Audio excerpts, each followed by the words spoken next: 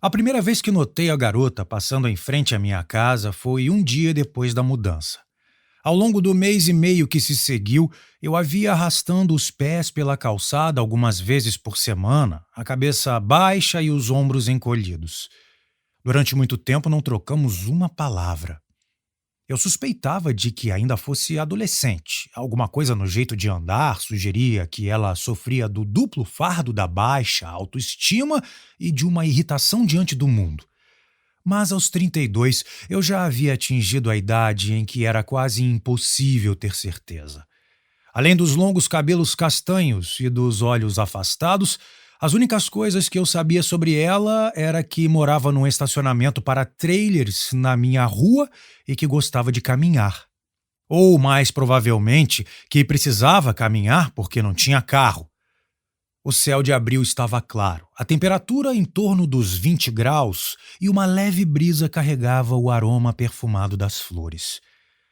Os cornizos e as azaleias do quintal haviam florescido quase que da noite para o dia, emoldurando a via de cascalho que serpenteava junto à casa do meu avô. Eu tinha acabado de herdar a propriedade nos arredores de New Bern, na Carolina do Norte. Eu, Trevor Benson, médico convalescente e veterano, incapacitado em serviço, estava jogando naftalinas em volta da casa, lamentando por que não planejara passar a manhã fazendo aquilo.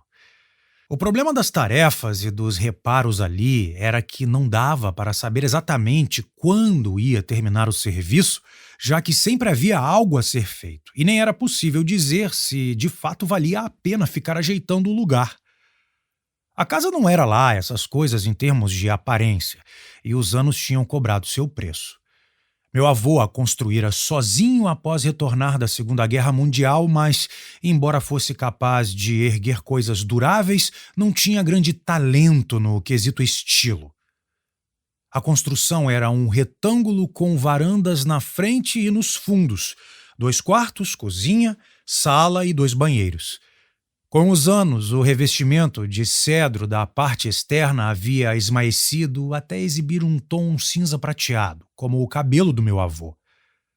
O telhado fora remendado, o vento entrava pelas janelas e o piso da cozinha era tão desnivelado que, quando um líquido se derramava no chão, ele se transformava num pequeno rio que corria para a porta que dava na varanda dos fundos. Gosto de pensar que isso tornava a limpeza mais fácil para meu avô, que havia morado sozinho durante os últimos 30 anos de sua vida. A propriedade, no entanto, era especial.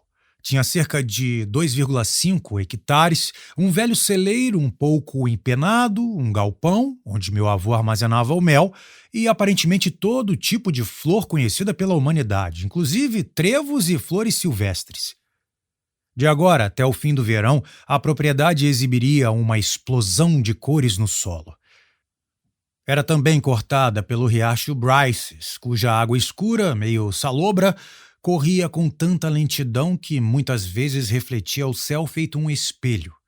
O pôr do sol transformava o riacho numa mistura de tons bordô, vermelhos, laranja e amarelos, enquanto seus raios esvaneciam lentamente e perfuravam a cortina de barba de velho que caía dos galhos das árvores. As abelhas adoravam aquele lugar, o que com certeza fora a intenção do meu avô, apicultor nas horas vagas, e estou plenamente convencido de que ele gostava mais de abelhas do que de pessoas. Havia cerca de 20 colmeias na propriedade e, com frequência, eu me pegava pensando que elas se encontravam em melhores condições que a casa ou o celeiro. Desde minha chegada, eu as examinara algumas vezes à distância e, embora ainda fosse o início da temporada, dava para ver que as colônias estavam saudáveis. A população de abelhas aumentava com rapidez na primavera. Era possível escutá-las zumbindo quando se prestava atenção. Então as deixei em paz. A maior parte do meu tempo eu estava tentando tornar a casa habitável de novo. Fiz uma limpeza nos armários, guardando alguns potes de mel e descartando todo o resto.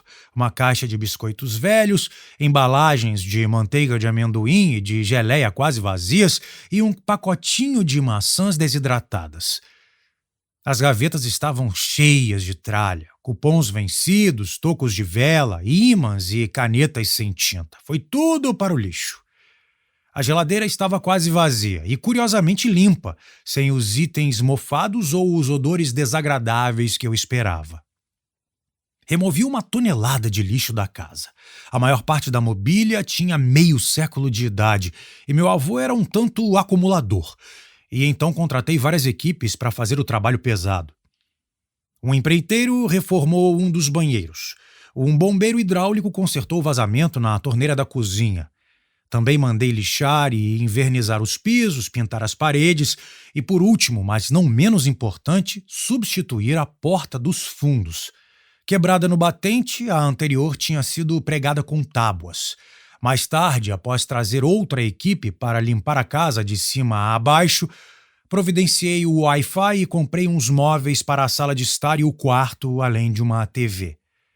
A televisão que estava lá tinha aquelas antenas embutidas e era do tamanho de um baú. As instituições de caridade recusaram a doação da mobília velha do meu avô, apesar de meu argumento de que poderia ser considerada antiguidade, então doei para empresas que reaproveitavam o material. As varandas, no entanto, estavam relativamente em bom estado, e eu passava ali a maior parte das manhãs e tardes. Foi por isso que comecei com essa história das naftalinas. A primavera no sul não se resume apenas a flores, abelhas e belos crepúsculos, sobretudo quando se mora ao lado de um riacho no que parecia ser uma selva. Como vinha fazendo mais calor que o normal, as cobras haviam começado a despertar da letargia do inverno. Dei de cara com uma das grandes na varanda dos fundos naquela manhã, enquanto perambulava do lado de fora com o meu café. Depois de tomar um tremendo susto e derramar metade da xícara na camisa, corri para dentro de casa. Não fazia ideia se era venenosa ou não sou perito em cobras, mas minha reação foi diferente da que muitas pessoas teriam. Meu avô, por exemplo. Não pensei em matá-la. Só queria que ela ficasse longe da casa e morasse lá para o outro lado. Eu sabia que elas faziam coisas úteis, como matar os ratos que eu ouvia correndo por dentro das paredes à noite. O som me deixava arrepiado. Embora eu houvesse passado todos os verões ali quando criança, não sou acostumado à vida no campo. Sempre me considerei um cara mais urbano, o que era verdade, até a explosão que acabou não só com todo o meu mundo, mas comigo também. Essa é a razão de eu estar convalescente. Porém, vou contar sobre isso depois. Por ora, vamos voltar à cobra. Após trocar de camisa, lembrei vagamente que meu avô usava naftalina para afastar cobras. Ele tinha plena convicção de que essas bolinhas possuíam poderes mágicos para repelir todo tipo de coisa: morcegos, camundongos, insetos e cobras. Então comprava caixas e mais caixas daquilo. Encontrei um monte delas no celeiro e, confiante de que meu avô devia ter alguma razão, peguei uma e comecei a espalhar naftalina em volta da casa. Primeiro nos fundos e nas laterais, depois na frente. Foi quando vi de novo a garota arrastando os pés pela rua. Vestia calça jeans e camiseta e deve ter sentido que eu estava olhando para ela porque se virou na minha direção. Não sorriu nem acenou. Em vez disso, baixou a cabeça como se quisesse ignorar minha presença. Dei de ombros e voltei a trabalhar, se é que espalhar naftalina pode ser considerado trabalho.